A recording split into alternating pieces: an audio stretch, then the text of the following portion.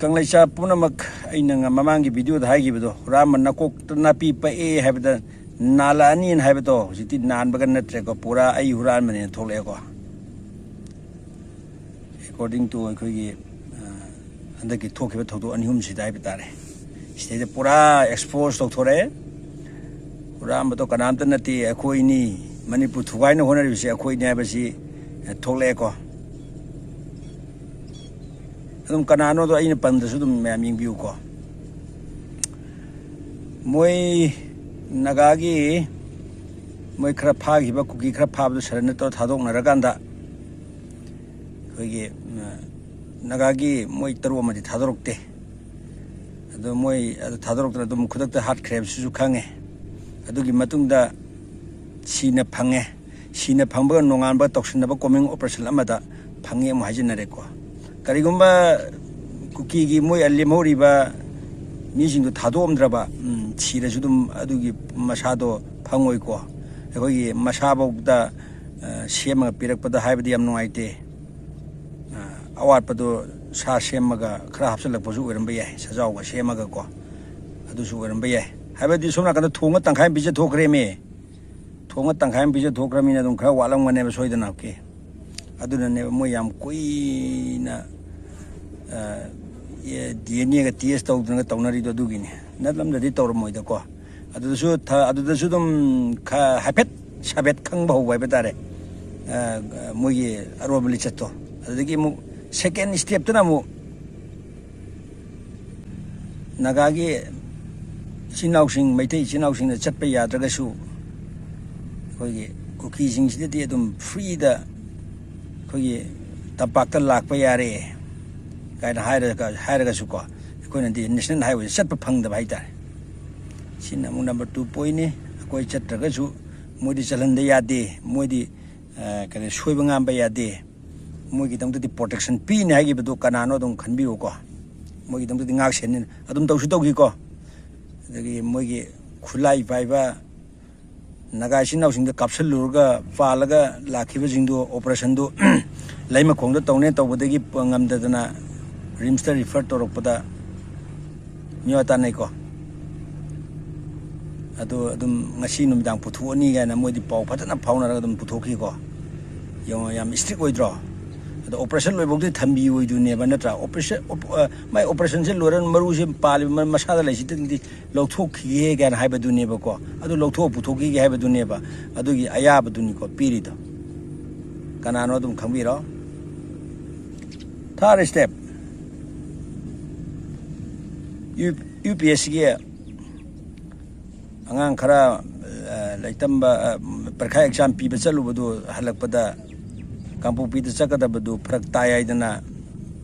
chatok sinda Imphal airport ge CRP na kampoi toroga puthok pusin adum thiduk thin tawrini ko okay adigi mu third ni force ni yam nungai duisi force ni ko aina mamang da hagi badu coming operation noi tawne tawridu noi kadai da tawduri no do kadai do ba BJP no ji coming operation tawne je kadai do tampak ta natana na haibado ji tampak te mi pha ba sulep lepte ko ngarang ju phai ngan mathang ju phai adegi drug la lomba ju phai ama ma drug ama ma pha di yam phare naron sing pha su yam phai kuki gi di moi chamani ko pulap koisal la thammaga akogi moige kariya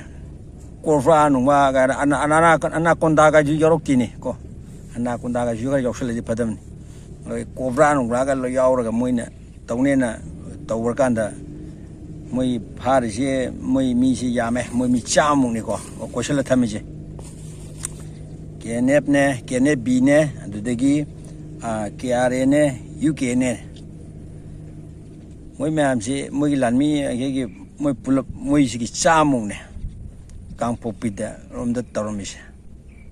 kayo no dom na lay dito dia nyamsap ki gel lay bagi haibadi madugi lidaduna kana magi nufa thangboy kibjen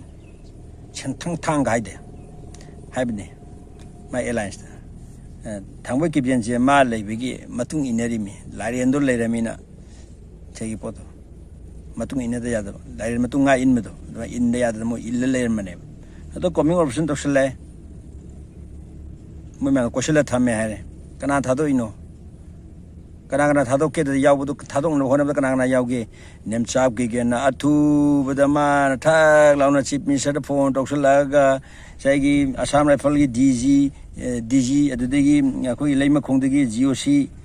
khemchan bok yauna korban lumra ga do hantu ro hantu khre loire thabak coming officer dum loire moi cham dum thado khre thaba dum loire ko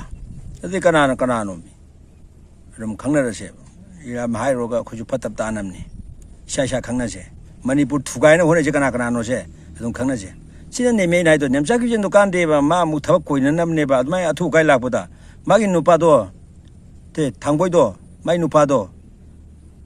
akoi maming kai ba sinthing thang hai dai ne sabin alliance ta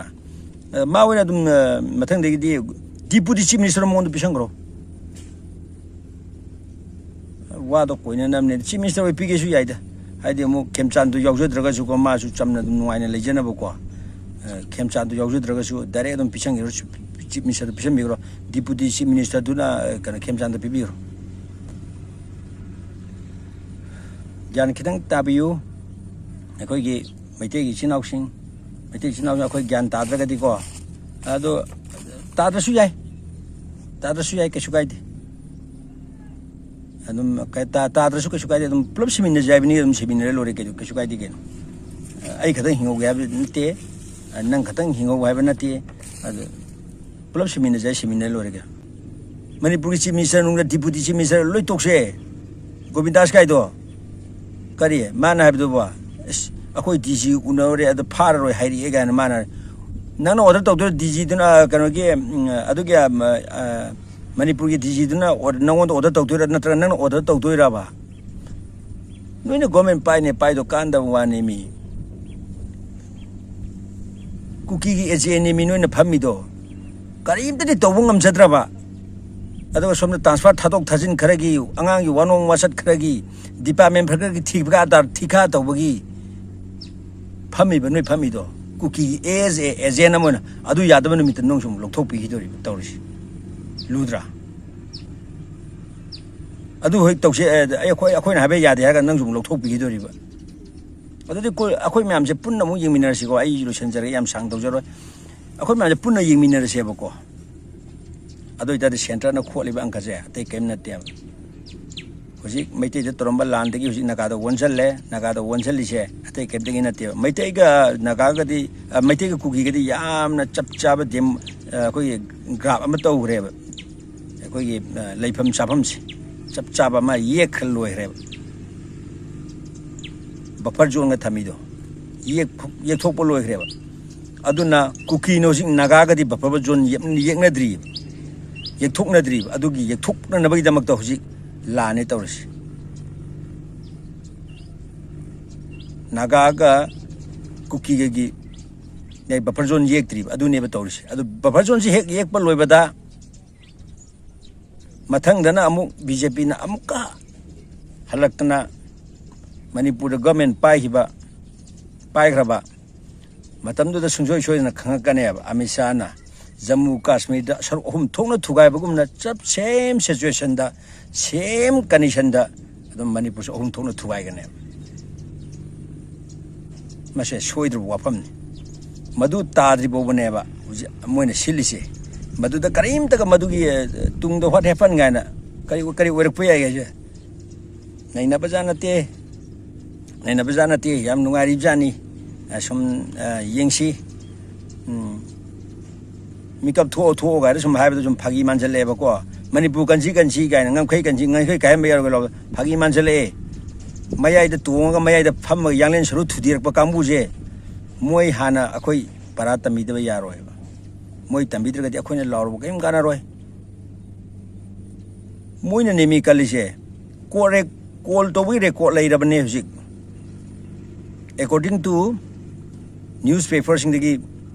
phangba paw gi matung ina newspaper sing de phongak pudu gi paw gi matung ina moi na torpe ko record lai re ha ba se ha ba di Korba Battalion CRPF ke yawn operation changi bijingda noi hantoro as a kind of cylinder ama oina hantoro moi thadu mo har thadu ga moi cham do phadan lakhido adu noi call record lai se noi kai chen do ri ge ba kai chen do ri ge ba noi Manipur thuai no hone noi na te se kanan hai do ri ge ba aduna nei sai haurok pa nakok na pi pe huramba haibado nalakani haibado hujiti nalakpada na te direct expose oina ai khoi ni hara tholop ka chap manadra basibo aduna mayam su yengbiro ai ge thokpadum tawbiro ai ge soidra lore na khanbi lero manipuri condition si yogre basibdi ai pawena tamjaramani ado ayeng isa isuna hankaneba baba noi ke do le hoge isuna hagari pupu noi ke do le hoge idau noi ke do le hoge matam du da gan ha ka neba adu dai de hai neba ayu kana lawi khongi adu bo ai koi na ngau khongjab do kana su ta bi gi de ba do hai na ba gi dam tan ai koi na ngasi koi na YouTube si dai koi na YouTube ki khutang si dai koi record ne tor thamau ri si pare yam no are yam sangman gre ai video si matang hilusan ge